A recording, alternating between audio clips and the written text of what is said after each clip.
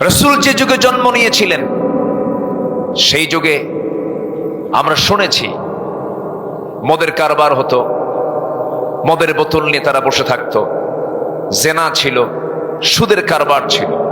কিন্তু আমরা এমন ইতিহাস পাইনি যে 3 বছরের শিশুকে ধর্ষণ করা হয়েছে। আমরা এমন ইতিহাস আমরা পড়িনি যে মরা লাশ কবর থেকে তুলে ধর্ষণ করা হয়েছে। আমরা এমন ইতিহাস শুনিনি হালুয়াঘাটে এই তো কয়েক মাস আগে এক মহিলা সুইসাইড করেছে, আত্মহত্যা করার পর তার লাশ মর্গে নেওয়া হয়েছে। মর্গে আত্মহত্যা করা লাশকে ধর্ষণ করা হয়েছে।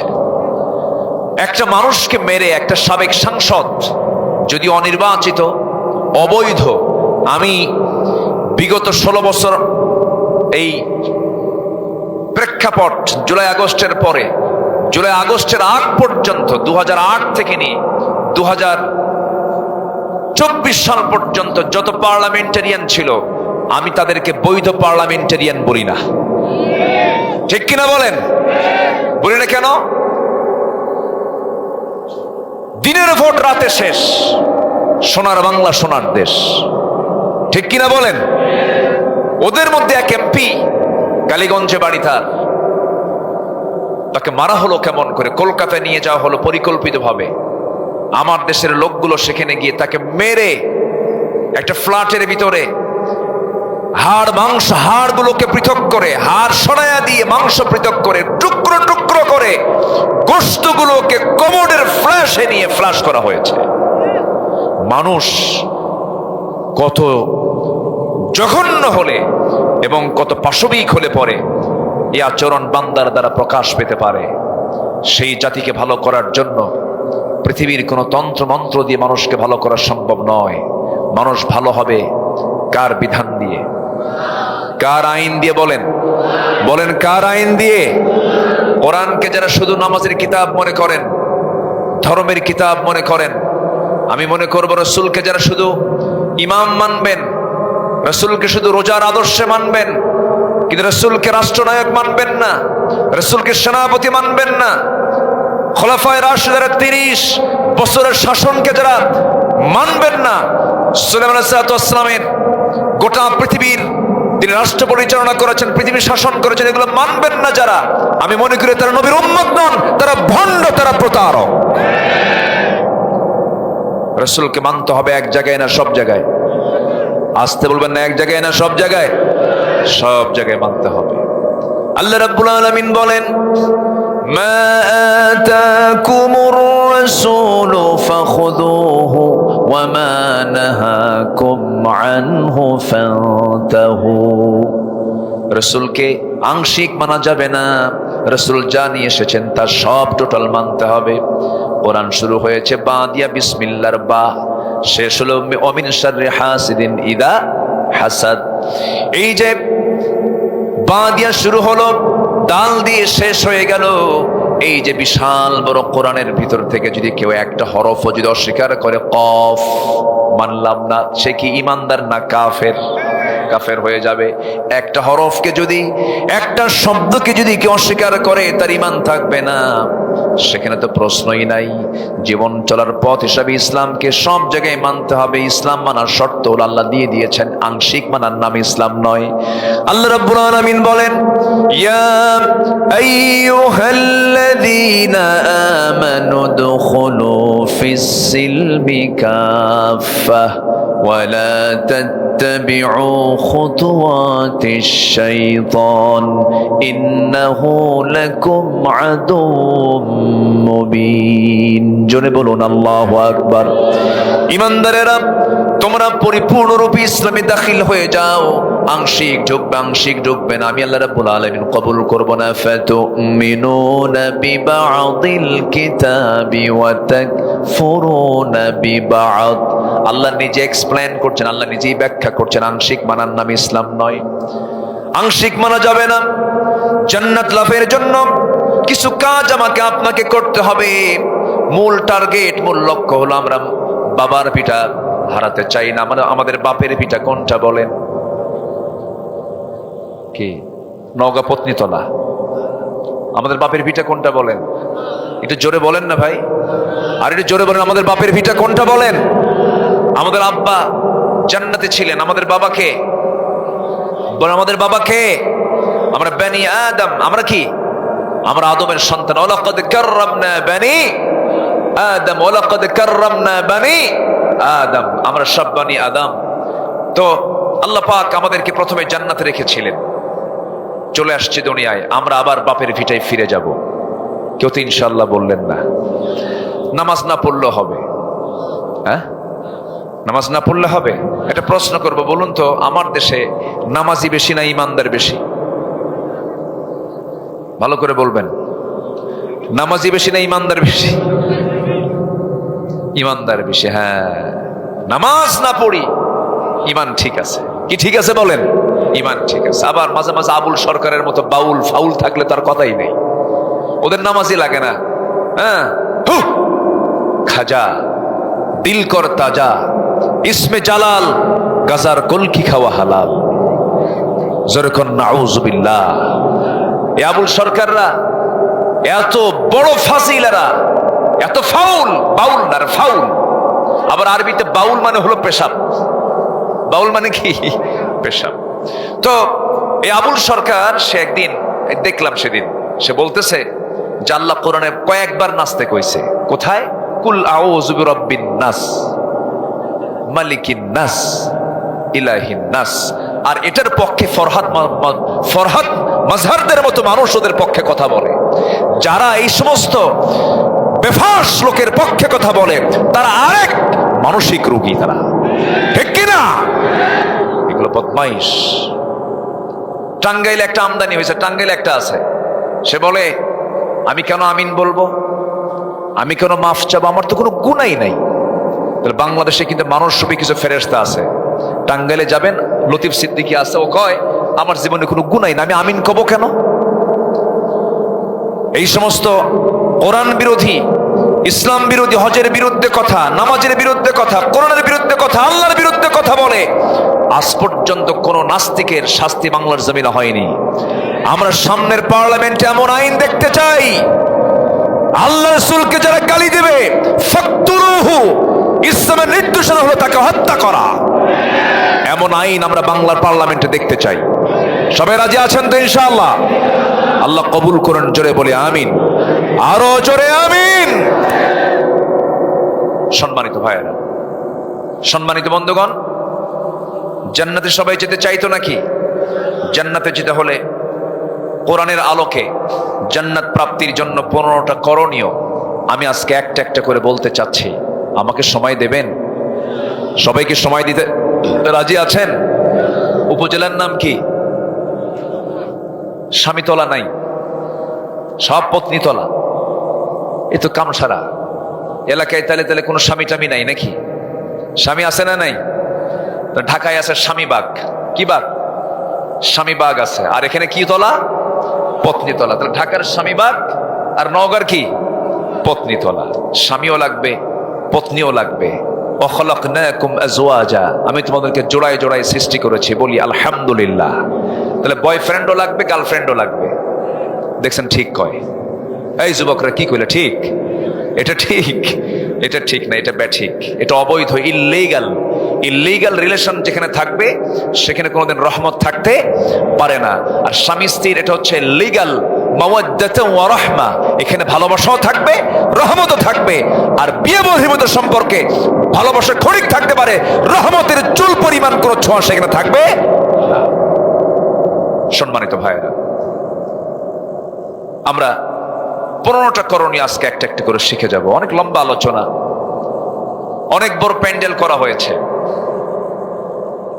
প্রচুর মানুষ এখন প্রচুর ব্যস্ত।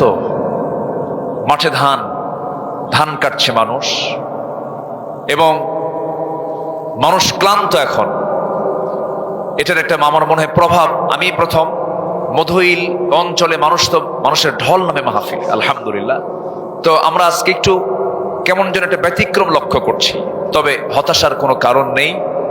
এখানে যত মানুষ আছেন, প্রত্যেকটি মানুষ যদি সচেতন হন, পত্নীতলার বিপ্লব করার জন্য এই লোকগুলোই যথেষ্ট। ঠিক কিনা বলেন? এটা ব্যাপার না। ইন্নী দাউতু কওমি লাইলান ওয়া নাহারা, নূহ আলাইহিস সালাতু ওয়াস সালাম তিনি দিনেও দাওয়াত দিয়েছেন, রাতেও দাওয়াত দিয়েছেন। ফলাফল হলো বউ কালেমা পড়ে নাই, ছেলেও কালেমা পড়ে নাই। 900 বছর দাওয়াত দিয়ে ইসলাম কবুল করছে 80+, 80 কিছু উপরে, 80 থেকে 86 জন ইসলাম কবুল করেছে। তাহলে কি আল্লাহর নবী নূহের দাওয়াত কি ব্যর্থ ছিল? না। কোনো সমস্যা নেই। যে কজন ভাই আছেন আমরা মনোযোগ দিয়ে কথাগুলো শুনবো এবং এই কথাগুলো আমরা সমাজে ছড়িয়ে দেব। জোরে বলি ইনশাআল্লাহ। আমার দিকে কান লাগান। জান্নাত প্রাপ্তির জন্য 1 নম্বর কাজ হলো নেক আমল সহ ঈমান আনতে হবে। বলেন কি কি ঈমান আনতে হবে বলেন তো?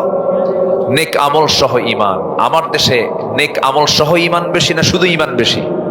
নামই হলো ঈমান আলী। নাম কি? ঈমান আলী, কিন্তু নামাজ পড়ে না। নাম হলো রমজান আলী, রমজান মাসে দুপুরবেলা ভাত খায়। নাম হলো আতর আলী, গোটা গায়ে গাজার গন্ধ। নাম হলো বাদশা মিয়া, ভিক্ষা করে। নাম হলো খোকা মিয়া, বয়স হলো 80 বছর। নাম হলো হিম্মত আলী, সাইকেলের চাকা ব্লাস্ট হলে জিত হয়ে পড়ে। আমার বন্ধুগণ, নাম হলো ফজর আলী, ঘুম থেকে 10টার দিকে ওঠে। নাম কি বলেন? ফজর আলী। নাম দিয়ে কোনো কাজ হবে না, বংশ দিয়েও কোনো কাজ হবে না।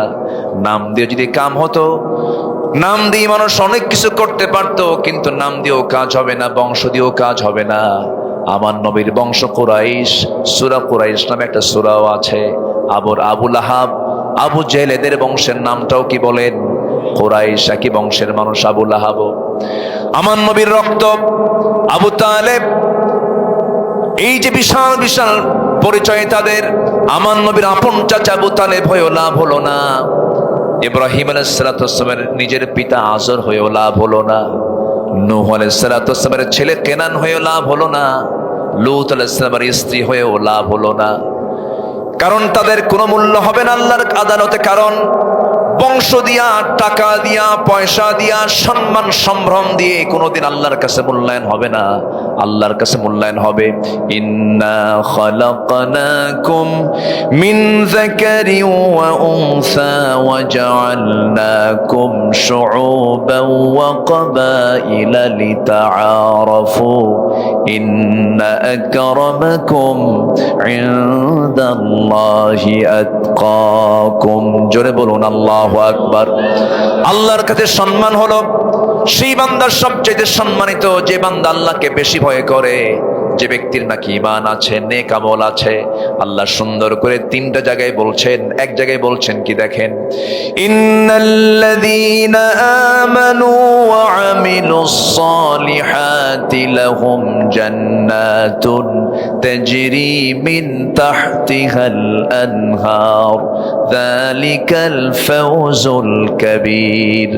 আরেক জায়গায় বলছেন ইন্নাল্লাযীনা আমানু ওয়া عملوا الصالحات كانت لهم جنات الفردوس نزلا خالدين فيها لا يبغون عنها حولا।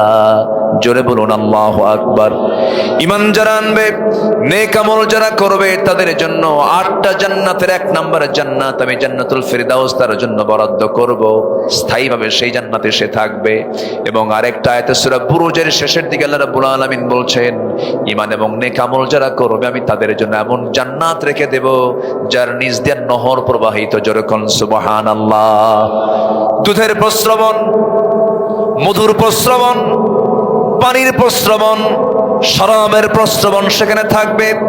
দুনিয়ার মধু পান করলে মানুষ দিনে দিনে বুড়া হয়ে যায়, শিশু কিশোর হয়, যুবক হয়, আবার যুবক ধীরে ধীরে বুড়া হয়ে যায়। কিন্তু জান্নাতের পানি, জান্নাতের দুধ, জান্নাতের মধু যদি কোনো বান্দা একটাবার পান করে ফেলে, সে কোনোদিন, চিরদিনের জন্য সে কোনোদিন আর বুড়া হবে না। জোরে কোন সুবহানাল্লাহ। সেই জান্নাত কি সবাই পেতে চান? সবাই কি সেই জান্নাত লাভ করতে চান? তাহলে জান্নাতের লাইনই থাকতে হবে। আল্লাহ কবুল করুন। জোরে বলি আমিন। আমি কি আলোচনা চালাবো? 2-1 করে এর মধ্যে আবার ওঠা বসা করেন। এটা কেন? একটু বসেন, কেউ উঠবেন না, নড়াচড়া করবেন না। আমি খুব লম্বা সময় নিয়ে যে কথা বলবো তাও না, একটু বসুন, ধৈর্য ধরুন, অনেক কথা আছে, 15টা পয়েন্ট আমি ফাইন্ড আউট করে একটু হালকা ব্যাখ্যা দিয়ে আমি আলোচনার সমাপ্তির দিকে আস্তে আস্তে যাব। একটু সময় দিতে হবে, তাফসীর মানেই তো একটু সময় লাগে, তাফসীর মানেই তো এক্সপ্লেন, ব্যাখ্যা, সংক্ষিপ্ত শব্দ তো তাফসীর হয় না, একটু সময় লাগবে। আপনাকে থাকতে হবে, আপনি থাকবেন মাহফিল সফল হবে, আপনি থাকবেন না মাহফিল ব্যর্থ হয়ে যাবে। এই জন্য আপনার বসে থাকাটা অত্যন্ত গুরুত্বপূর্ণ একটা দায়িত্ব। আপনার বসে থাকা আগে না ধৈর্য আগে? বলেন বলেন বলেন বলেন, কি আগে? ধৈর্য আগে। ধৈর্য নিয়ে বসে থাকতে হবে। আল্লাহ তাআলা এই জন্য ধৈর্যশীলদের সাথে আছেন, নিজে এমনি বলেন নেই। আল্লাহ বলছেন আমি ধৈর্যশীলদেরকে ভালোবাসি এবং তার সাথেই আছি। আল্লাহু আকবার বলেন। সবচেয়ে বড় ধৈর্যের পিরামিড কে? আসতে বলবেন না, কে? কাফের, মদ খায়, জেনা করে, আল্লাহর বিরুদ্ধে কথা বলে, এরপরে তার নাকের ডগায় আল্লাহ অক্সিজেন দিয়ে রাখেন। আল্লাহর ধৈর্য দেখছেন? আল্লাহর ধৈর্যশীল কত। আমরা একটু ধৈর্য নিয়ে শেষ পর্যন্ত থাকবো। জোরে বলি ইনশাআল্লাহ।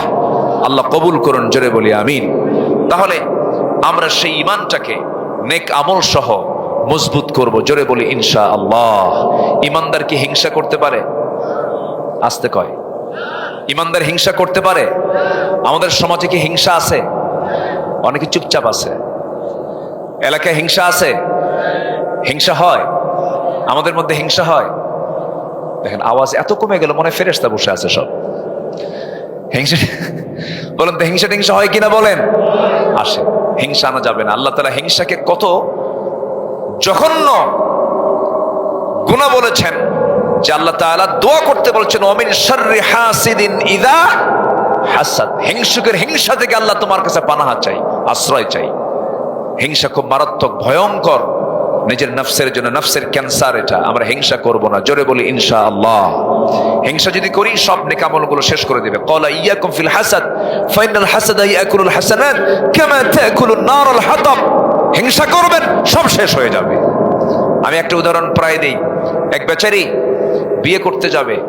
আগের যুগে মানুষ ঘোড়ার গাড়িতে, ঘোড়ায় চড়ে, গরুর গাড়িতে করে বিয়ে করতে গেছে। এখানে গরুর গাড়িতে বিয়ে করছেন কে? দেখে হাত তোলেন তো দেখি। গরুর গাড়িতে দেখেন অনেক লোকের হাত উঠছে, দেখেন গরুর গাড়িতে করে বিয়ে করছে। আচ্ছা হাত নামান। তো ঘোড়ার গাড়িতে, ঘোড়ায় চড়ে বিয়ে করতে যাবে এক যুবক। তো গ্রামের মধ্যে এক মুরব্বীর ঘোড়া আছে, তার কাছে গিয়ে বলছে চাচা আপনার ঘোড়াটা কি দেওয়া যাবে? কেন? অমুক দিন না আমার বিয়া।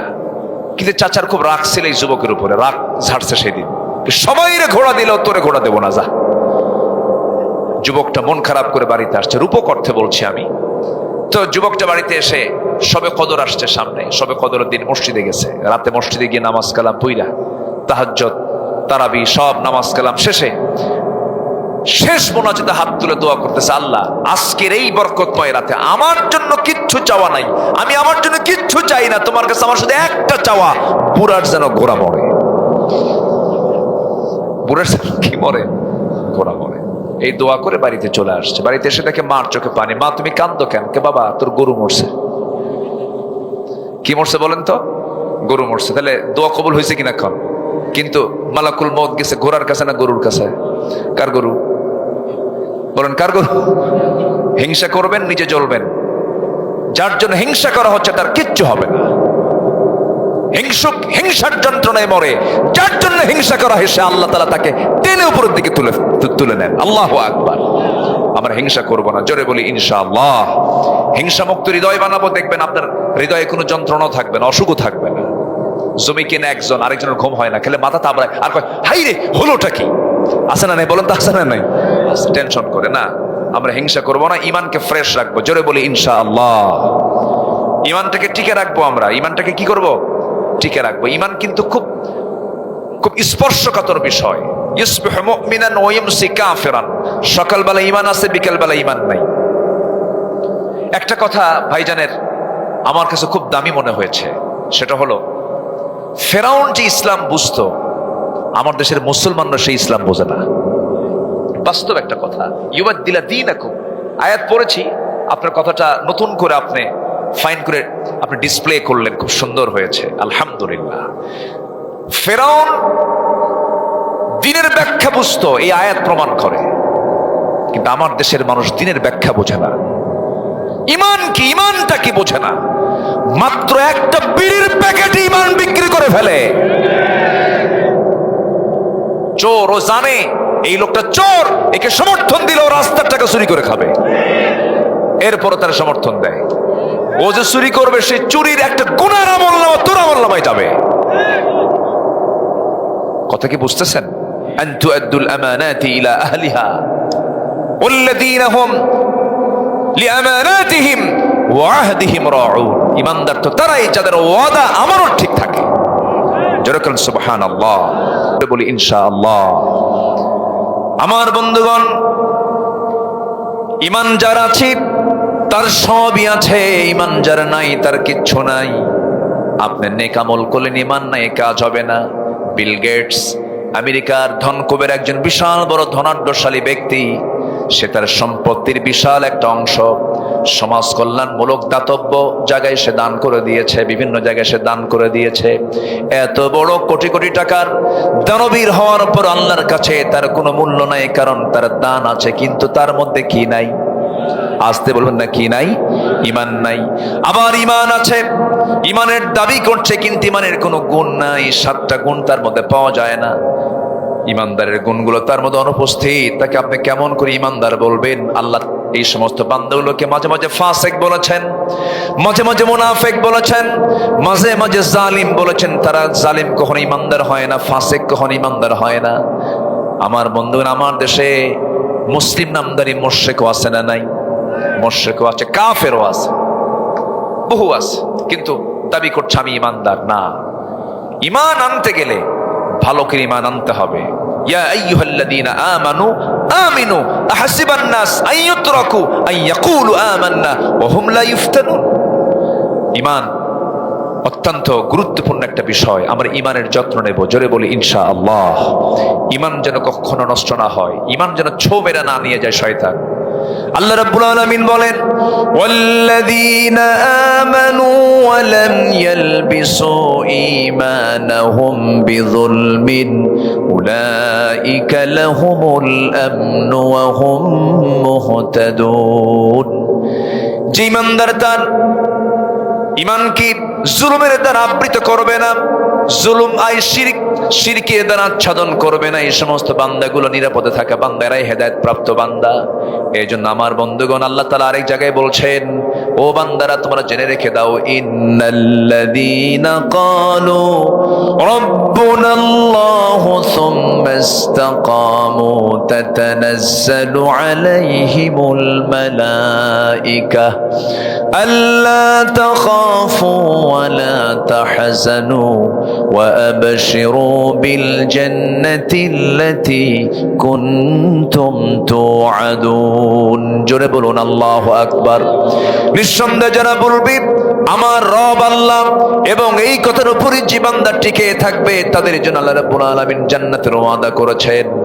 যুগে যুগে নবীদের ইতিহাসগুলো দেখুন, যুগে যুগে আম্বিয়া কেরামদের ইতিহাস দেখুন, সাহাবে কেরামদের ইতিহাস দেখুন, জীবন হাসতে হাসতে জীবন দিয়ে দিয়েছেন, বাতিল শক্তির কাছে মাথা নত করেন নাই। ঠিক কিনা? আসতে কোন কেন, ঠিক কিনা? আমার দেশেও এরকম ঈমানদার ছিল যে আমরা ঈমানদারদের উদাহরণ দেওয়ার জন্য আমরা অনেক দূরে চলে যেতাম, মিশরে যেতাম, মক্কায় যেতাম, মদিনায় যেতাম। ঈমানের পরীক্ষায় উত্তীর্ণ হওয়া কিছু ঈমানদার বাংলার জমিনে আল্লাহ পাক পাঠিয়ে দিয়েছেন।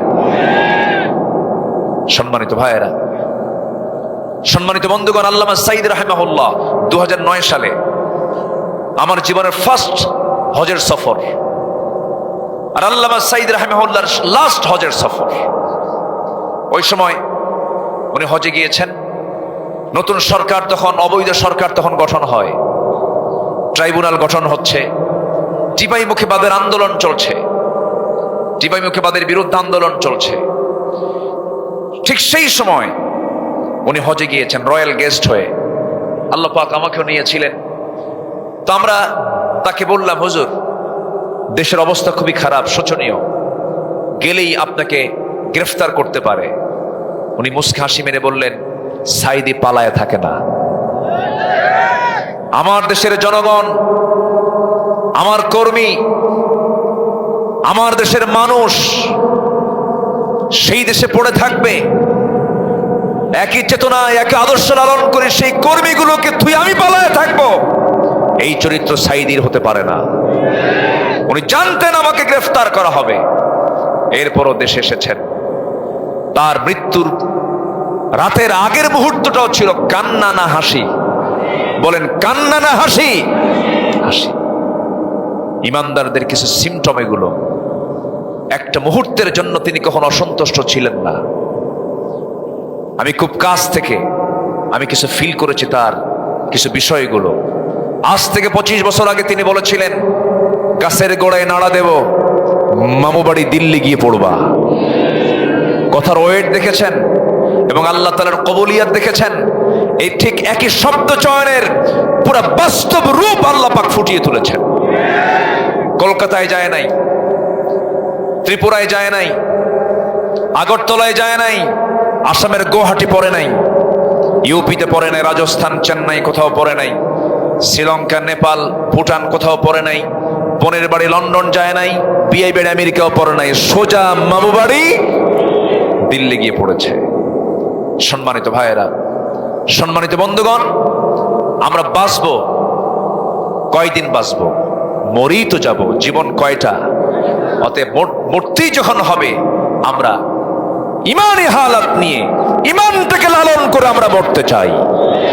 বাতিল শক্তির কাছে কখনো মাথা নত করতে, ইমান কখনো বিক্রি করে দিতে পারবো না। ছোট্ট একটা ইতিহাস মনে পড়লো আমার, বলি।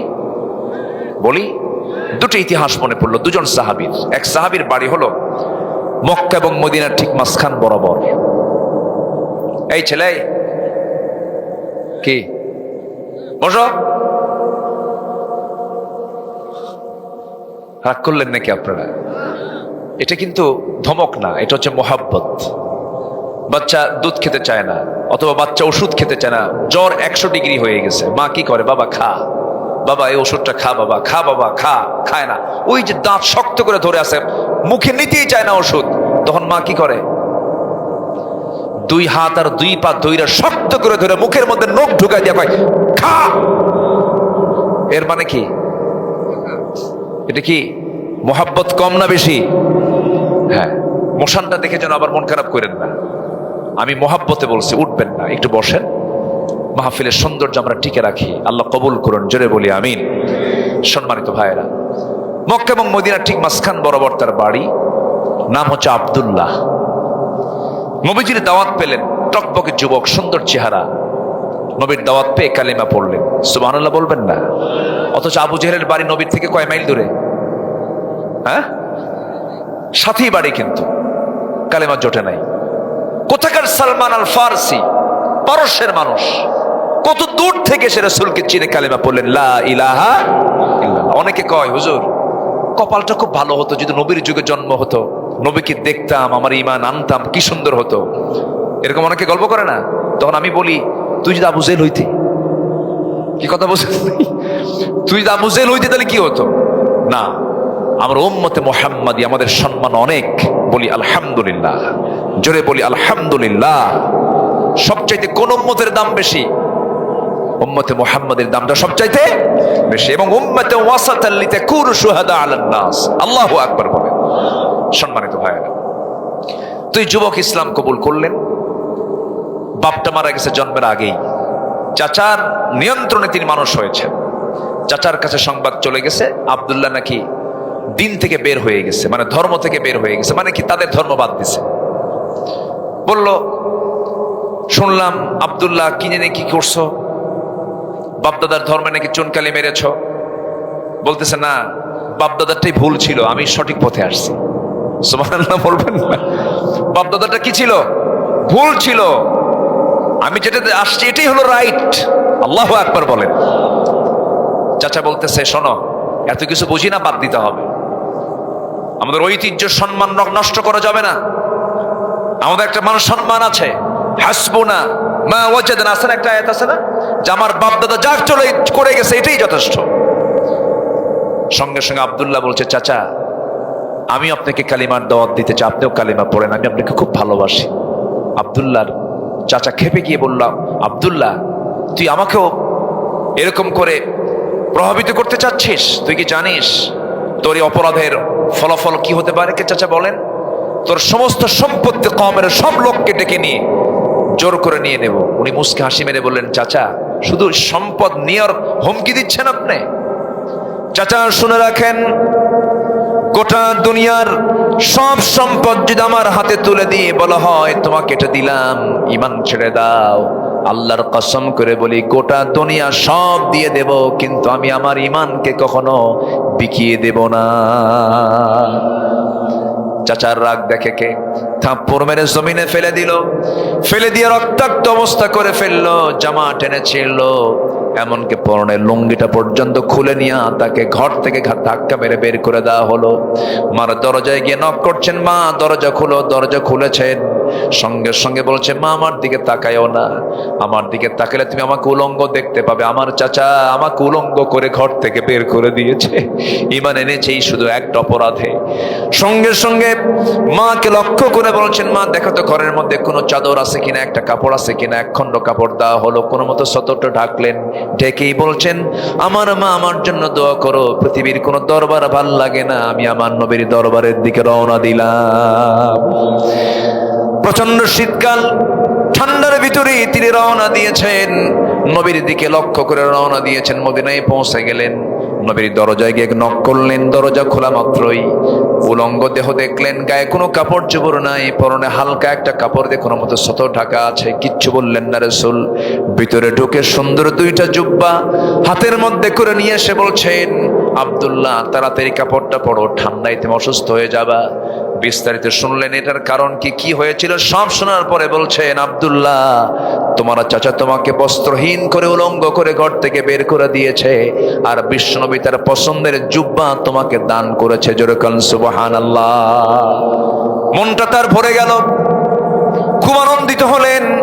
আমার নবীজি তো কাউকে হতাশ করতেন না কখনো, যে কোনো ব্যক্তি যে কোনো সময় যে কোনো বিষয় হাজির হয়ে যেতে রাসূল তাকে উৎসাহ দিয়ে বিদায় করতেন। হুনাইন যুদ্ধের সময় আমার নবীজি ফিরে আসলেন, হুনাইন যুদ্ধের গনিমতের মালগুলো সব মুহাজিরদের হাতে দিলেন, আনসারদের হাতে দিলেন না। আমার নবীজি মদিনা আসার সঙ্গে সঙ্গে কিছু কিছু সাহাবী এমন কথা বলে ফেললেন, রাসূল আমাদেরকে ভুলে গেছেন, মুহাজিরদের পক্ষে কাজ করছেন, রাসূল আমাদের কথা খেয়াল রাখি না, সব মুহাজিরদেরকে দিয়ে দিল। এই জাতীয় কথা যখন নবীর কানে গেল, আমার নবীজি চুল পরিমাণ হতাশ হলেন না, মনক্ষুণ্ণ হলেন না, কি সুন্দর করে সমাধান করলেন। ও সাহাবীরা শোনো, হে আমার আনসার সাহাবীরা শোনো, মুহাজিররা তারা ছাগল নিয়ে গেছে ঘরে, মুহাজিররা তারা ভেড়া নিয়ে গেছে ঘরে, উট নিয়ে গেছে ঘরে, কিন্তু আনসার সাহাবীরা তোমরা তোমাদের ঘরে তোমাদের রাসূলকে নিয়ে চলে গেছো। সুবহানাল্লাহ। রাসূল কি শান্ত পরিবেশ তৈরি করে হতাশ দূর করে দিলেন। কি চিন্তা করে আনসার, আমি তো তোমাদের ঘরের মেহমান, তোমাদের আবার কি লাগবে? সুবহানাল্লাহ বলবেন না? আমার নবীজি বলছেন, আব্দুল্লাহ আমি জুব্বা দিলাম, তোমার কোনো টেনশন নাই, যাও। আর কিছু বলবা? আব্দুল্লাহ বলে, হুজুর আমার একটা দোয়া আছে। কি দোয়া? আপনি তো আমার জন্য দোয়া করেন, আমি যেন শহীদ হয়ে যাই। যেরকম সুবহানাল্লাহ, আমি যেন শহীদের মর্যাদা পেয়ে যাই। আমার নবীজি দুটো হাত উঁচু করে আল্লাহর দরবারে দোয়া করছেন, আল্লাহ তাআলা আমার আব্দুল্লাহর জানমালকে তুমি কাফের বেঈমানদের জন্য হারাম করে দাও। এই কথা শোনার সঙ্গে সঙ্গে সাহাবীর মন খারাপ হয়ে গেল। তিনি বলছেন, ইয়া রাসূলুল্লাহ আপনি এমনটা করে দোয়া করলেন, আমি শহীদ হব কেমনে? কাফের মুশরিকদের আঘাত যদি আমার দেহে না লাগে, আমি শহীদের মর্যাদা কেমন করে পাবো? রাসূল বলেন, আব্দুল্লাহ রে, তোমার জন্য আমি যে দোয়া করেছি চিন্তা করো না, কারণ তোমার যদি শাহাদাতের তামান্না হৃদয়ে লালন হয়ে থাকে, ওয়াইম্মা তাআলা ফিরাশিহি, তোমার মৃত্যু যদি বিছানায় হয়ে থাকে, আল্লাহ রাব্বুল আলামিন তোমাকে শহীদের দরজা দিয়ে দিবেন। যেরকম সুবহানাল্লাহ। অনেক লম্বা কথা। রাসূল বলছেন, আব্দুল্লাহ কোরআন হাতে নাও, আসামের সোফার মধ্যে চলে যাও। কোরআন তেলাওয়াত করছেন আব্দুল্লাহ জোরে জোরে। সাহাবীরা বিরক্ত হয়ে নবীর কাছে এসে বলছেন, হুজুর নতুন সাহাবীর আগমন হয়েছে, জোরে জোরে কোরআন পড়ে ডিস্টার্ব হয়। রাসূল বলছেন, কোন সাহাবী বলো? আব্দুল্লাহ তার নাম। রাসূল বলছেন, খবরদার তোমরা আব্দুল্লাহর বিরুদ্ধে রিপোর্ট করতে এসো না, কারণ আব্দুল্লাহ ঈমানটাকে রক্ষা করতে গিয়া দুনিয়া বিক্রি করে দিয়েছে। আমার নবীজি খুব তাকে স্পেশাল কেয়ার করতেন, খুব পছন্দ করতেন আব্দুল্লাহ জুলবাজদাইনকে। আমার রাসূল কোন এক অভিযানে মদিনা থেকে বের হলেন, সাহাবে কেরামকে নিয়ে কোন একটা যুদ্ধে বের হলেন। আমার রাসূল বলছেন, সাহাবীরা আমার আব্দুল্লাহকে আমার হাতে দিয়ে দাও। তাকে সঙ্গে করে নিয়ে রওনা করলেন। অভিযান শেষ হয়ে গেল। মদিনার পথে ফেরার পথে আমার নবীজি হঠাৎ করে শুনতে পেলেন, হুজুর আপনার কলেজার টুকরা প্রাণ প্রিয় সাহাবী আব্দুল্লাহ অসুস্থ, রাসূল তার জন্য দোয়া করে দিলেন। বলেন সাহাবীরা খুব ভালো করে সেবা করো, নার্সিং করো। 3 দিন পরে সংবাদ আসলো, হুজুর যথেষ্ট চেষ্টা করলাম, আব্দুল্লাহর বাঁচল, আব্দুল্লাহ মারা গেছে। আমার নবীজির চক্ষুটা অশ্রুপূর্ণ হলো, রাসূল কাঁদলেন। সবচেয়ে বেশি কেঁদেছেন মুহাম্মদ সাল্লাল্লাহু। আমার নবীর চোখের পানি ছিল সবচেয়ে কম না সবচেয়ে বেশি? সবচেয়ে বেশি চোখের পানি ছিল। রাসূল যখন সিজদায় চলে যেতেন, জায়নামাজ ভিজে যেত, আমার নবীজি সবচাইতে বেশি বেশি আমার তার উম্মতের জন্য কেঁদেছেন। আমার নবীজি বললেন, ও সাহাবীরা, আমার আব্দুল্লাহ মারা গেছে, জানাজার আয়োজন করো। ওর জানাজা কেউ পড়াবে না, আমি রাসূল নিজে তার জানাজা পড়াবো। জানাজা শুরু হয়ে গেল, রাসূল জানাজা পড়ালেন। জানাজা শেষ হলো, রাসূল বলছেন, সাহাবীরা, আমার আব্দুল্লাহ কবর তোমরা কোথায় খনন করেছো? হুজুর 2 পাহাড়ের চিপায়, আমাকে নিয়ে চলো। রাসূল চলে গেলেন কবরের সামনে, গিয়ে আবেগ আপ্লুত হয়ে বলছেন, সাহাবীরা, আমার আব্দুল্লাহর কবরে আজকে আমি কাউকে তার লাশ নামাতে দেব না, আমি নিজে নামবো। আমার নবীজি নিজে কবরে নামলেন। নামার পরে বলছেন, আবু বকর ডানে নামো, ওমর বামে নামো। আমার নবীজি হাত দুটো আগায় দিয়ে বলছেন, ও আমার সাহাবীরা, আমার কলেজার টুকরা আব্দুল্লাহর লাশটা আমার হাতে তুলে দাও। রাসূল লাশটা হাতে তুলে নিলেন। বলছেন, আবু বকর মাথাটা ধরো, ওমর পাটা ধরো। রাসূল আস্তে করে কবরে শোয়া দিলেন। বুকের উপরে হাত রেখে আবেগ আপ্লুত হয়ে বলছেন, ও আকাশের মালিক আল্লাহ, আব্দুল্লাহ সারা জীবন যা করেছে সব কাছে আমি সন্তুষ্ট, এখন মুহূর্ত পর্যন্ত আমি সন্তুষ্ট, তুমি আব্দুল্লাহকে মাফ করে দাও। এই দোয়া যখন করছিলেন, ওই বিশাল বড় যুদ্ধ বিজয়ী বীর সাদ বিন আবি ওয়াক্কাস রাদিয়াল্লাহু তাআলা আনহু, যিনি সমুদ্র পাড়ি দিতে নিয়ে ঘোড়া চালিয়ে দিয়েছিলেন, কিন্তু ঘোড়ার খুর পর্যন্ত সমুদ্রের পানি স্পর্শ করে নাই, সেই সাদ বিন আবি ওয়াক্কাস চিৎকার মেরে মেরে পাগলের মতো বারবার বলছেন, আহারে আমার বড় বড় কপাল, আজকে আমি যদি জীবিত সাদ না হয়ে যদি কবরের বাসিন্দা হতাম, আমার জীবনটা বড় ধন্য হতো। যে কবরবাসীকে বিদায় জানানোর জন্য পৃথিবীর সেরা 3 জন মানুষ তার কবরে নেমে যায়। যেরকম সুবহানাল্লাহ। এত সম্মান, এত মর্যাদা, এত ইজ্জত আমার রাসূল তাকে দিয়েছেন কেন? এর মূল কারণ হলো ঈমানটাকে অত্যন্ত দাম দিয়ে তিনি কিনেছেন। দুনিয়া বিক্রি করে ঈমানটা তিনি কিনে নিয়েছেন, ঈমানটা তিনি লালন করেছেন। এই জন্য জান্নাত প্রাপ্তির জন্য 1 নম্বর যে করণীয়, 1 নম্বর যে কাজ, নেক আমল সহ আমরা ঈমান আনবো। রাজি আছেন তো? সবাইকে রাজি আছেন? জোরে বলি ইনশাআল্লাহ, আরো জোরে বলি ইনশাআল্লাহ। নাম্বার 2 হলো তাকওয়া অবলম্বন করা। কি অবলম্বন করা বলেন? তাকওয়া অবলম্বন করা। তাকওয়াটা কি? তাকওয়া মানে হলো বেঁচে থাকা, হারাম কাজ থেকে নিজেকে গুটিয়ে রাখা। আল্লাহ রাব্বুল আলামিন তাকওয়ার ব্যাপারে বহু কথা বলেছেন। কোরআনের প্রথম মেসেজ, প্রথম আল্লাহ পাক বক্তব্য শুরু করেছেন তাকওয়া দিয়া, হুদাল লিল মুত্তাকিন আল্লাযীনা ইউমিনুনা বিল গায়ব ওয়া ইউকিমুনাস সালাহ ওয়া মিম্মা রাযাকনাহুম ইউনফিকুন। আল্লাহ পাক মুত্তাকিদের গুণগুলো প্রথমে শুরু করেছেন। প্রথম ওয়াজ আল্লাহ পাক মুত্তাকিদের করেছেন। প্রথম ওয়াজ কি বলেন? মুত্তাকিদের না করেছেন। আল্লাহ রাব্বুল আলামিন মুত্তাকি যারা তাদেরকে জান্নাত দিতে চেয়েছেন, ওয়াদা করেছেন, ইন্নাল মুত্তাকিনা ফি জান্নাতিন নাঈম ফাকিহিনা বিমা আতাহুম রাব্বুহুম ওয়া ওয়াকাহুম রাব্বুহুম আযাবাল জাহিম। জোরে বলুন আল্লাহু আকবার। আমার বন্ধুগণ, সেজন্য মুত্তাকি আমরা হব। জোরে বলি ইনশাআল্লাহ, আরো জোরে বলি ইনশাআল্লাহ। মুত্তাকিটা কি একটা এক্সাম্পল দিলে খুব সহজ হবে। একজন খলিফা ছিলেন, তার নাম হলো ওমর বিন খাত্তাব। কয় নাম্বার খলিফা বলেন তো? কয় নাম্বার খলিফা? 2 নাম্বার খলিফা। ওমর ফারুকের নাম শুনছেন তো সবাই? বহুদিন আগে এক মাহফিলে বললাম যে ওমর ফারুককে চিনেন কে? সামনে থেকে এক ছোট্ট ছেলে দাঁড়ায় বলে, হুজুর আমি ওমর ফারুককে চিনি। কে? আমাদের বাড়ির দোতলায় ভাড়া থাকে। এই ওমর কিন্তু সেই ওমর, এটা হচ্ছেন সেই ওমর যে ওমরের ব্যাপারে ভারতের শ্রী মহাত্মা গান্ধী পর্যন্ত বলতে বাধ্য হয়েছেন যে এই শতাব্দীতে অশান্ত পৃথিবীকে শান্ত করার জন্য মুসলমানদের ওমরের মতো একটা শাসক দরকার। ওমরের শাসন নিয়ে এখনো গবেষণা হয়। একজন সফল রাষ্ট্রনায়ক ছিলেন ওমরে ফারুক রাদিয়াল্লাহু তাআলা আনহু। সাম্যতার মূর্ত প্রতীক তিনি ছিলেন। সম্মানিত বন্ধুগণ, উনি একদিন রাষ্ট্রের পক্ষ থেকে এক বোতল মধু পেয়েছেন। কি পেয়েছেন বলুন তো? মধু পেয়েছেন। মধুগুলো নিয়ে বাড়িতে আসলেন। 5টা ভাগ করতে হবে, 4 প্রতিবেশী এবং ওনার একটা ভাগ, মোট কয়টা ভাগ? 5টা ভাগ। তো মধুগুলো নিয়ে এসে বউকে বললেন, আমার স্ত্রী মধুটা ভাগ করো, 5টা ভাগ করে আমরা একটা ভাগ নেব আর বাকি 4 ভাগ প্রতিবেশীকে দেব। মধুর বোতল দেওয়ার একটু পরই বলছেন, আমি তোমাকে ভাগ করতে দেব না, বোতলটা আমার হাতে ফেরত দিয়ে দাও, আমি তোমাকে দেব না, অন্য কেউ ভাগ করবে। আচ্ছা বলেন তো, এরকম আচরণ যদি আমাদের বউয়ের সঙ্গে আমরা করি কি হতে পারে? আপনাদের ভাবসাব দেখে মনে হচ্ছে সবার বউ মনে রাবেয়া বসরি হবে। কিছু হবে, কিছু হবে, কি অ্যাকশন হবে, কিছু বহুত কিছু হয়ে যাবে। 39 বছরের সংসার, আজ পর্যন্ত তুমি আমাকে বিশ্বাস করতে পারল না, কত কি হবে। কিন্তু উনি তো ওমরে ফারুকের স্ত্রী, উনি চুপচাপ, একটু মন তো খারাপ হবেই, বোতলটা দিয়ে দিলেন, হ্যান্ড ওভার করলেন, ব্যাক করলেন। উনি মধুটা নিয়ে এক প্রতিবেশীর ঘরে চলে গেলেন। প্রতিবেশীর ঘরে গিয়া ওই প্রতিবেশীকে ডাক দিয়ে বলছেন, প্রতিবেশী শোনো, এই যে মধুর বোতল তোমাকে দিলাম, সমান 5টা ভাগ করবে, একটা ভাগ আমাকে দেবে, বাকি 4 ভাগ তোমরা 4 জন নিয়ে নিবা। ওনার অংশের মধুগুলো নিয়ে বাড়িতে এসে গিন্নিকে ডাক দিয়ে বলছে, গিন্নি আমার, আমি তোমাকে দারুণ ভালোবাসি, আমি তোমাকে মোহাব্বত করি, ট্রাস্ট করি, কোনো সন্দেহ নাই।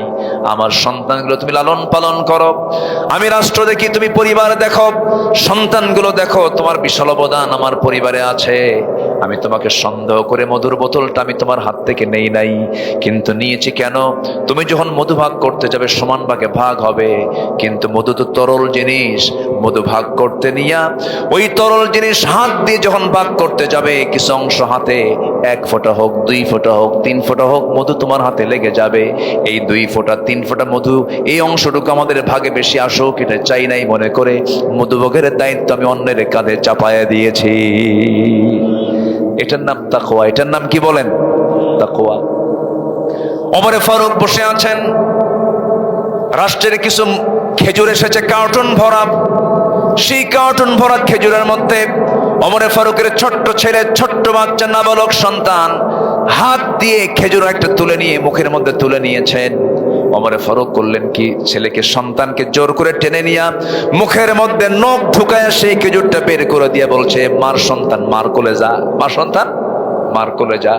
সন্তানকে পাঠায় দিয়েছে, মার কাছে গিয়ে কান্নাকাটি করে বলছে, আব্বা আমার সঙ্গে এমনটা করলো।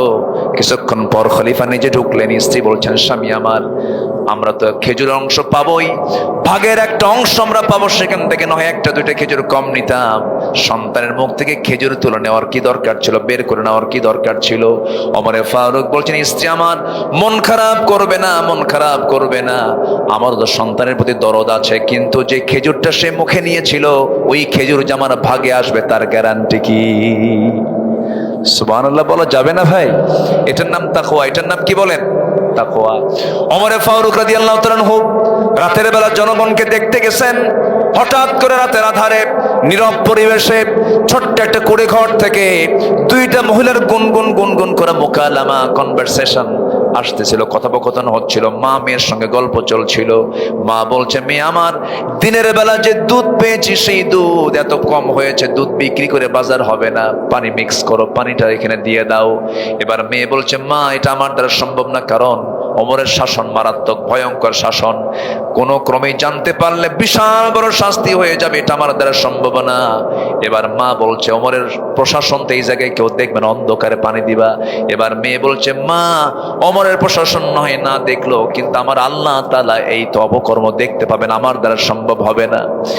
এই কথাগুলো যখন সাইয়েদনা ওমর ফারুকের কানে চলে গেছে, শোনার সঙ্গে সঙ্গে তিনি করলেন কি, আর দেরি করলেন না, চোখে পানি চলে এলো, আর আল্লাহর শুকরিয়া আদায় করে বলছেন, আহারে আমার জনগণগুলো এত পরহেজগার, দোয়া। আমি তখন সেদিন রাজশাহীতে ছিলাম, রাজশাহীতে প্রোগ্রাম ছিল, বাড়ি থেকে আমাকে ফোন দিল, আমি শুনলাম, আমি টের পাইনি, ঢাকার বাইরে একটু কম ছিল, কয়েক সেকেন্ড ছিল, ঢাকাতেও কয়েক সেকেন্ড ছিল, 5.7 মাত্রায় ভূমিকম্প হয়েছে শুক্রবারে। তো 10:30 একটু আগে পরে যে ভূমিকম্পটা হলো, ঢাকা শহরের একটা মানুষও জুতা পায়ে নিচে নামার সময় পায় নাই। কি পায় নামছে? খালি পায়ে, এবং ভালো কোনো জামা পরারও সুযোগ পায় না, যা ছিল গায়ে তা নিয়ে মারছে দৌড়। সেকেন্ড তো কয়েকটা সেকেন্ডের খেলে না, মারছে দৌড় সব রাস্তায়। কিসের গুলশান, কিসের বাড়িধারা, আর কিসের ডিওএইচএস, কিসের ধানমন্ডি, সব থুইয়া সব কই গেছে রাস্তায়। কার ভয়ে? দেখেন আল্লাহর ভয়ে গেছে, আল্লাহর ভয়ে গেছে না। আল্লাহর ভয়ে গেলে কি ওই সময় নামতো না ফজরে নামতো? বলেন, আল্লাহর ভয়ে নামলে কি ওই সময় নামতো না ফজরে নামতো? ফজরে নামে নাই, এই জন্য আল্লাহ পাক 10:30 থেকে নামাইছে। যা, কি কথা কি বুঝতেছেন আপনারা? কি এটা, কি এটা, কি সমস্যা, কি এটা, কি হ্যাঁ? এই বাদাম বসো।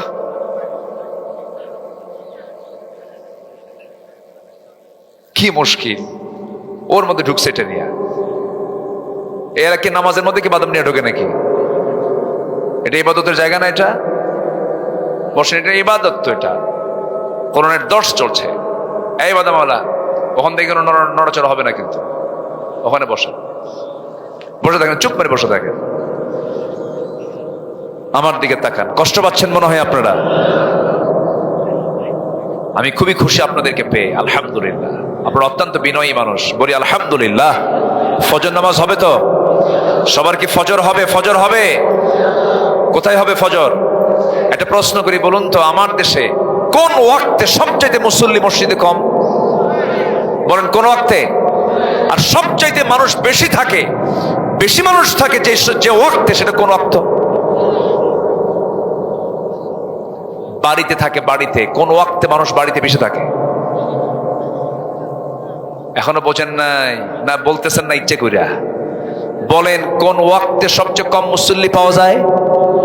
আচ্ছা, কোন ওয়াক্তে বাড়িতে মানুষ বেশি থাকে? ফজরে। তাহলে মানুষগুলো কি করে? কি করে? ঘুমায়। আল্লাহ কইছে তুই ঘুমালি, 10:30টার দিকে আল্লাহ দিয়েছেন একটা কম্পন, একটু নাড়া দিছে, সব থুয়ে মারছে দৌড়। আল্লাহর ভয় না মরার ভয়? মরার ভয়। হতো না এটা যদি ফজরের সময় মসজিদে যেত। ভূমিকম্প কেমনি দেয় আল্লাহ? যদিও চলমান প্রক্রিয়া, আমরা যে জমিনে থাকি এটা কিন্তু শান্ত না। এটা কি শান্ত জমিন ভাবতেছেন? শান্ত বিল্ডিং বানাইছেন, নড়াচড়া করে না, ঠিক আছে, খুব শক্তিশালী, দারুণ ভিত, এরকম ভাবতেছি না আমরা? আরে এত রড দিছে, বিএসআরএম, কেএসআরএম, বিশাল শক্তিশালী মাল্টি স্ট্রয়েড বিল্ডিং, কিন্তু পৃথিবী নামক এই জমিন নামক জায়গাটা কিন্তু শান্ত না। এর নিচে অবিরাম এক রহস্যময় টেকটনিক গতির খেলা চলছে। এই টেকটনিক প্লেটগুলো একেবারের সাথে সংঘর্ষ যখন করে, অথবা সরে গিয়ে জমে থাকা শক্তি হঠাৎ মুক্তি পায়, তখন একটা শক্তিশালী শক ওয়েভ সৃষ্টি করে পুরো জমিনকে কাঁপিয়ে তোলে। আল্লাহু আকবার বলেন। আল্লাহ এই প্লেটগুলোকে যদি চাইলেই, যদি একটু বেশি সময় দিয়ে যদি একটু ধাক্কা মেরে দিতেন, পৃথিবীর কোনো কিছু থাকতো? সেদিন শুধু 11 সেকেন্ড না হয়, যদি 1 মিনিট হতো, আগামী 100 বছরও ঢাকা আগের অবস্থায় ফিরতে পারতো না। তাহলে আমাদের সতর্ক হওয়ার দরকার আছে না নাই? আসতে বলেন, আছে না নাই? জমিন যেন না কাঁপে, আল্লাহ দিয়েছেন জায়গায় জায়গায় পাহাড় দিয়েছেন। কি দিয়েছেন? পাহাড়, ওয়াল জিবালা আওতাদা, এটা পেরেগের মতো করে দিয়েছেন। পাহাড় উপরে যা থাকে, আমরা যা দেখতে পাই, উপর বিশাল পাহাড়, উঁচু পাহাড় দেখতে পাই, এই পাহাড়কে ঠিক রাখার জন্য মাত্র 10% পাহাড়ের অংশ থাকে উপরে, আর বাকি 90% থাকে হলো পাহাড়ের নিচে। ওটা ভিত, ওটা কি ভিত রাখে। কেন? পৃথিবী যেন আন্দোলিত না হয়। আল্লাহ পাক এই কথা কত আগে বলেছেন। আল্লাহ রাব্বুল আলামিন বলেন, ওয়ালকা ফিল আরদি রাওয়াসিয়া আন তামিদা বিকুম ওয়া আনহারা ওয়া সুবুলাল লাআল্লাকুম তাহতাদুন। জোরে বলুন আল্লাহু আকবার। তিনি জমিনে স্থাপন করেছেন সুদৃঢ় পর্বতমালা, যাতে তোমাদের নিয়ে জমিন হেলে না যায়। জমিন কি না যায়? হেলে না যায়, নড়াচড়া না করে। আল্লাহ রাব্বুল আলামিন এবং তোমাদের জন্য নদ নদী পথসমূহ যাতে তোমরা পথপ্রাপ্ত হও, এগুলো আল্লাহ পাক দিয়ে দিয়েছেন। আমার বন্ধুগণ, আল্লাহ রাব্বুল আলামিন সব কিছুই ঠিক রেখেছেন, কিন্তু বান্দার উপরে এটা গজব আকারে আসে। যখন মাদক বেড়ে যাবে, যখন জেনা বেড়ে যাবে, যখন সুদ বেড়ে যাবে, যখন বাদ্যযন্ত্র বেড়ে যাবে, সেই সময় গজব আসবে। কম না বেশি? ভূমিকম্প এখন কম কম না বেশি বেশি? পাতলা পাতলা না ঘন ঘন হচ্ছে? বলেন, ঘন ঘন হচ্ছে। আমার বন্ধু নীল থেকে বাঁচার জন্য আমাকে আপনাকে হারাম পন্থা অবলম্বন করে হালাল পন্থায় ফিরে আসতে হবে, তাকে অর্জন করতে হবে। আজান যখন শুনবো সঙ্গে সঙ্গে ছুটে যাব কিসের দিকে? বলেন, মসজিদের দিকে। রাজুলুন কলবুহু মুআল্লাকুম বিল মাসাজিদ, যদি কোনো বান্দার দিল যদি মসজিদের সঙ্গে লটকানো থাকে, যদি মসজিদ ভিত্তিক তার জীবনটা যদি গড়ে তুলতে পারে, আল্লাহ রাব্বুল আলামিন বলছেন, বান্দা আমি তোকে আরশ আজিমের ছায়ায় তোকে আমি নিজে জায়গা করে দেব। জোরে কোন সুবহানাল্লাহ। আরশ আজিম কয় তলার উপরে? বলেন, আরশ আজিম কয় তলায়? হ্যাঁ, কেউ কিছু কয় না রে। আরশ আজিম কয় তলায়? সাবআ সামাওয়াত, সাতটা আকাশের উপরে। জোরে কোন সুবহানাল্লাহ। তাহলে আল্লাহ বলছেন, বান্দা তুই আমার মোহাব্বতে তোর দিলটা মসজিদের সঙ্গে ঝুলায় রাখবি, আমি তোকে আরশ আজিমের ছায়ায় জায়গা দিয়ে দেব। জোরে কোন সুবহানাল্লাহ। আরশ আজিমের ছায়ায় তোকে জায়গা দেব। এটা কম কথা? আরশ আজিম কি এত সস্তা জিনিস? এটি খুঁজে পাওয়া সম্ভব? আল্লাহ যদি আমাকে না দেন? দুনিয়ার মানুষ একটু চাঁদে গেছে। কোথায় গেছে? চাঁদে গেছে, একটু মঙ্গল গ্রহে বিশাল কিছু জয় করছে, কিচ্ছুই করে নাই। সূর্যের কাছে তো যাওয়ার সমক্ষমতা না। আভ্যন্তরীণ তাপমাত্রা হলো 15 million degree Celsius. 15 million degree Celsius তাপমাত্রা হলো সূর্যের আভ্যন্তরীণ তাপমাত্রা। সম্মানিত ভাইয়েরা, চাঁদে গেল, মঙ্গল গ্রহে গেল। এখন বান্দা যদি চিন্তা করে আমি একটু তারার দেশে যাব, তারকার দেশে যাব। তারকাটা এত দূরে, পৃথিবীর সবচেয়ে নিকটবর্তী তারকা হলো প্রক্সিমা সেন্ট্রাই। প্রক্সিমা সেন্ট্রাই নামক এই তারকা পৃথিবীর সবচেয়ে নিকটবর্তী তারকা। যদি কেউ ইচ্ছা করে যে আমি একটু তারকার দেশে যাব, পৃথিবীর কোনো কপ্টার অথবা বিমান নিয়ে যাওয়া সম্ভব নয়, নভোযান দিয়ে চেষ্টা করতে পারে। লেটেস্ট নভোযান হচ্ছে অ্যাপোলো 11, যার ঘন্টার গতি হলো 39,000 কিলোমিটার। এই 39,000 কিলোমিটার বেগে যদি কোনো ব্যক্তি যদি ওই নভোযানে চড়ে প্রক্সিমা সেন্টারাইকে লক্ষ্য করে যদি রওনা দিয়ে দেয়, তার যেতে সময় লাগবে 1,15,000 বছর মাত্র। যাবেন কারা কারা? হাত তোলেন। সম্ভব? সম্ভব? আল্লাহ বলছেন, বান্দা তুই শুধু দিলটা মসজিদের সঙ্গে লটকায় রাখবি, আমি তোকে আরশ আজিমের ছায়ায় তোকে জায়গা দিয়ে দেব। সেই 7 আকাশের আরশ আজিমের ছায়া আল্লাহ পাক আমাকে জায়গা দিয়ে দিবেন। 5 ওয়াক্ত নামাজ কি সবাই পড়তে রাজি আছেন? এটা হাত তুলে দেখানো যাবে ভাই? 5 ওয়াক্ত নামাজ জোরে বলি ইয়া আল্লাহ, আরো জোরে বলি ইয়া আল্লাহ। আমাদেরকে 5 ওয়াক্ত সালাত আদায় করার তৌফিক তুমি আল্লাহ দিয়া দাও। জোরে বলি আমিন, আরো জোরে আমিন, আরো জোরে আমিন। হাত নামান। পাশে কি মা বোন আছে? বলি আলহামদুলিল্লাহ। এই যুবকরা, তোমরা কি স্মার্টফোন চালাও? মোবাইল টোবাইল চালাও? হ্যাঁ, চালাবা, বেশি করে চালাবা, কোনো সমস্যা নাই। হাসে, দেখছেন আমার কথা শুনে সব হাসে। হুজুর তো এটা বলছে, একটু উল্টা কইছে। স্মার্টফোন ব্যবহারের নীতিমালা আমি তোমাকে বলে দিচ্ছি। এই কথাগুলো বলা খুব এসেনশিয়াল। এই কথাগুলো আমরা না বললে আল্লাহর কাছে জবাব দিতে হবে। স্মার্টফোন এটা প্রয়োজন, কিন্তু তুমি যদি ফোনের মুরিদ হও, তোমার ফোন ব্যবহার করা যাবে না। তোমার মুরিদ হতে হবে ফোনকে। তুমি চালাও ফোনকে, তাহলে ঠিক আছে। তোমাকে চালায় ফোন, তুমি শেষ। ফ্রি ফায়ার, পাবজি, ক্যাসিনো, এই যুবকরা আর কি কও? আর কি আছে? আছে কি না? আরো আছে। অসংখ্য পরিবার আজকে ফকির হয়ে গেছে শুধু এই গেমস আর এই জুয়াগুলো খেলার কারণে। আজকে মোবাইলে জুয়া চলে আসছে। সাবধান, মদ, জুয়া, গেমস, আসক্তি, এগুলো সব হারাম কাজ। হারাম ঘোষণা করেছেন তিনি কে? আসতে বলবেন না, তিনি কে? যুবক, তোমার চক্ষু নষ্ট করো না। তোমার চক্ষু দিয়ে হারাম কোন চিত্র তুমি দেখতে চেও না। পর্নোগ্রাফি এটা হচ্ছে শয়তানের মস্ত বড় একটা ফাঁদ। তোমার জীবন যৌবন সব ধ্বংস করে দেবে। তোমার ফ্রন্টাল সেলগুলো সব শুকে শুকে যাবে। তোমার স্মৃতিশক্তি লোপ পাবে। তোমার জীবন যৌবন সব ধ্বংস হয়ে যাবে। এগুলোর কাছে তুমি কখনো নিজের জীবনকে নষ্ট করার জন্য প্রস্তুত থাকবে না। সাবধান থেকো যুবক, তোমার বিবাহ পূর্ব কোনো নোংরামি, অবৈধ কোনো সম্পর্কে জড়ানো যাবে না। বিবাহ পূর্ব কোনো প্রেম হয় না, এটা বলা হয় জেনা। এটা কি বলে? জেনা। বিবাহ পূর্ব কোনো সম্পর্ক লিগ্যাল কখনো হতে পারে না। খুব সাবধান থাকতে হবে। একজন যুবকের জীবনে গার্লফ্রেন্ড একজন, সে হচ্ছে তার স্ত্রী।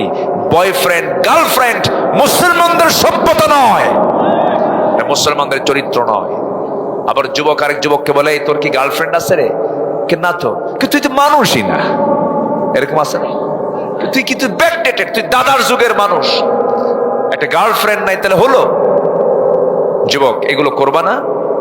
বিবাহের প্রয়োজন হলে সোজা বাড়িতে প্রস্তাব দিয়ে ফেলবে, বাড়িতে বলবে, আব্বাকে বলবে, মাকে বলবে, আব্বা বিয়ে করাও। যুবকরা কিচ্ছু কয় না, কি কিছুই কয় না। আমার কথা ঠিক আছে কিনা? না, কাম হবে না, এরা বিয়ে শাদী করবে না। বিয়ে শাদীর দরকার আছে না নাই? আসতে বলবেন না, আছে না নাই? আছে। বিয়েই পারে হলো ইমানকে রক্ষা করতে। আর নিকাহ নিসফুল ঈমান, রাসূল বিয়েকে সহজ করেছেন। বিয়ে যখন সহজ হয়ে যায় তখন জেনা কি হয়ে যায়? কঠিন হয়ে যায়। কঠিন জেনা করা তখন কঠিন হয়ে যায়। কিন্তু আজকের সমাজে বিয়েটাই কঠিন হয়ে গেছে, জেনাটা কি হয়ে গেছে? সহজ হয়ে গেছে। আমরা যুবকদেরকে আহ্বান করব, চরিত্রকে সুন্দর করার চেষ্টা করো। চরিত্র সুন্দর হলে, সুন্দর চরিত্র নিয়ে তুমি সবার আগে জান্নাতে চলে যাবে। হুসনে খুলক, এটার ওজন সবচেয়ে বেশি হবে হাসরের দিন। এটার ওজন এত ভারী হবে যে তার ওজনটা একদম ভারী হয়ে যাবে, সোজা জান্নাতে চলে যাবে। এই জন্য যুবকরা তোমার যৌবনকে সুন্দর চরিত্র দিয়ে, সততা দিয়ে, রোজা দিয়ে, তাকওয়া দিয়ে, তোমার চোখের হেফাজতের মধ্য দিয়ে, তোমার হাতের জিকিরের মধ্য দিয়ে, তোমার মুখের জিকিরের মধ্য দিয়ে তোমার জীবনটা সুন্দর করে সাজিয়ে নাও জান্নাত প্রাপ্তির জন্য। আল্লাহ কবুল করুন, জোরে বলি আমিন। নাম্বার 4 হলো রোজা পালন করা। নাম্বার 5 হলো রবের তাওয়াক্কুল করা। নাম্বার 6 হলো আল্লাহর জন্য সম্পদ ব্যয় করা। নাম্বার 7 হচ্ছে মন্দ প্রতিহত করে ভালোকে প্রতিষ্ঠা করা। নাম্বার 8 হলো শিরিক থেকে দূরে থাকা। নাম্বার 9 হলো আল্লাহর জন্য ধৈর্য ধারণ করা। ইন্নামা ইউয়াফফাস সাবিরুন আজরাহুম বিগাইরি হিসাব। আল্লাহ তাআলা এরকম করে বহু জায়গায় ধৈর্যের ব্যাপারে কথা বলেছেন। নাম্বার 10 হচ্ছে তওবা করা, আল্লাহর দিকে ফিরে আসা। ইল্লা মান তাবা ওয়া আমানা ওয়া আমিলা সালিহান ফাউলাইকা ইয়াদখুলুল জান্নাতা ওয়া লা ইউযলামুনা শাইআ। নাম্বার 11 হলো আল্লাহর পথে জিহাদ করা। আল্লাহ রাব্বুল আলামিন জিহাদের কথা বলেন, ওয়া মান ইউজাহিদ ফাইন্নামা ইউজাহিদু লিনাফসিহি ইন্নাল্লাহা গানিয়্যুন আনিল আলামিন। নাম্বার 12 হলো পাপের উপর অবিচল না থাকা, আল্লাহর নিকট ক্ষমা প্রার্থনা করা। ওয়াল্লাযীনা ইযা ফাআলু ফাহিশাতান আও যালামু আনফুসাহুম যাকারুল্লাহ ফাস্তাগফিরু লিযুনুবিহিম ওয়া মান ইয়াগফিরুয যুনুবা ইল্লাল্লাহ। নাম্বার 13 হলো সত্যের পথে অবিচল থাকা। নাম্বার 14 হলো আল্লাহর জন্য মুমিনদের মাঝে পরস্পর সুন্দর সম্পর্ক রক্ষা করা। ইন্নামাল মুমিনুনা ইখওয়া ফাসলিহু বাইনা আখাওয়াইকুম। নাম্বার 15 হলো অন্যায় অশ্লীলতা থেকে মুক্ত হয়ে ইহসান, ন্যায়পরায়ণতা, হাক্কুল ইবাদত আদায় করা। সবচেয়ে ব্যাপক বিস্তৃত আয়াত, ইন্নাল্লাহা ইয়া'মুরু বিল আদল ওয়াল ইহসান ওয়া ইতাইযিল কুরবা ওয়া ইয়ানহা আনিল ফাহশাই ওয়াল মুনকারি ওয়াল বাগি ইয়া'iদুকুম লাআল্লাকুম তাযাক্কারুন। আল্লাহ তাআলা 15টি গুণ অর্জন করে জান্নাত প্রাপ্তির উপযুক্ত যোগ্যতা হাসিল করার তৌফিক সবাইকে দান করুন। জোরে বলি আল্লাহুম্মা আমিন। যে যেখানে আছি আমরা দোয়ার দিকে যাব। আমরা চাইবো কার কাছে? আসতে চাইবো আমরা কার কাছে? আল্লাহর কাছে আমরা চাইবো। সবাই বলি সুবহানাকা আল্লাহুম্মা ওয়া বিহামদিকা আশহাদু আল্লা ইলাহা ইল্লা আনতা আস্তাগফিরুকা ওয়া আতুবু ইলাইকা। চিৎকার মেরে বলি, ইয়া আল্লাহ, আমার জীবনে সাগীরা কাবীরা, ছোট বড় সব গুনাহ তুমি আল্লাহ মাফ করে দাও। জোরে বলুন ইয়া রাব্বাল আলামিন, ইয়া রাব্বাল আলামিন। সবাই নামাজের মতো করে তাশাহুদের সূরাতে আমরা বিনয়ী হয়ে আল্লাহর কাছে চাইবো, আল্লাহ যেন আমাদেরকে মাফ করে দেন। আপনি দোয়া করেন। আচ্ছা, আল্লাহুম্মা আমিন। ربنا ظلمنا أنفسنا وإن لم تغفر لنا وترحمنا لنكونن من الخاسرين لا تزغ قلوبنا بعد إذ هديتنا وهب لنا من لدنك رحمة إنك أنت الوهاب গভীর রাত নিঝুম রাত ঝিমানো রাত্রিতে চাঁদের মতো হাজারো মুসলমান নরনারী নিয়ে তোমার কালামের 2-3টা আয়াতকে সামনে রেখে জান্নাত প্রাপ্তির জন্য কি করণীয় কাজগুলো আছে এই বিষয়ে কিছু ইঙ্গিত দিয়ে তোমার শাহী দরবারে দুটো হাত পেতেছি। গুনার দিকে নজর দিও না, বান্দা মনে করে তামাম জিন্দেগীর সমস্ত গুনাহগুলোকে মাফ করে দাও। জনম দুঃখিনী মা যার দুনিয়া থেকে বিদায় নিয়েছেন, জিন্দেগীর গুনাহগুলো মাফ করো, কবরগুলোকে জান্নাতের টুকরা বানায়া দাও। আব্বা আম্মার জন্য কি দোয়া তাও শিখিয়ে দিয়েছ, রব্বির হামহুমা কামা রব্বায়ানি সাগীরা। বিশেষ করে মাহফিলটার আয়োজন যারা করলেন, শোনার জন্য যারা আসলেন, বিনিময়ে কিয়ামতের কঠিন ময়দান যেদিন কেউ কাউকে চিনবে না, এমনকি মা সন্তানকে পর্যন্ত স্বীকার করে বসবে, সেই কঠিন মুসিবতের দিন এই মাহফিল সবার জন্য নাজাতের মাধ্যম তুমি আল্লাহ বানাইয়া দিও। আয় আল্লাহ তাআলা, বাংলার জমিনকে কোরআনের জন্য তুমি না দয়া করে কবুল আর মঞ্জুর করে নাও। দুনিয়া থেকে কোন দিন বিদায় নেব জানি না, ডান হাতে আমল নামা না আসা পর্যন্ত মরণ দিও না। যেদিন মরে যাব রে, টান মেরে ঘর থেকে বের করে দেবে, জীবনের শেষ গোসল হয়ে যাবে, মরা মুখ সব দেখে দেখে চলে যাবে, সব টেনে হেঁচড়ে কবরে রেখে আসবে। 24 ঘন্টা যাবে না মাথার চুলগুলো খসে খসে পড়বে, 3 দিন যাবে না চামড়াগুলো গুলে গুলে পোকার পেটের খাবার হবে। মাত্র 3টা মাস কবর খনন করে যদি দেখা হয় কয়েকটা হাড় ছাড়া কিছুই খুঁজে পাওয়া যাবে না। সে অন্তিম সময়ে যখন চলে আসবে, জবানে জারি করে দিও লা ইলাহা ইল্লাল্লাহু মুহাম্মাদুর রাসূলুল্লাহ।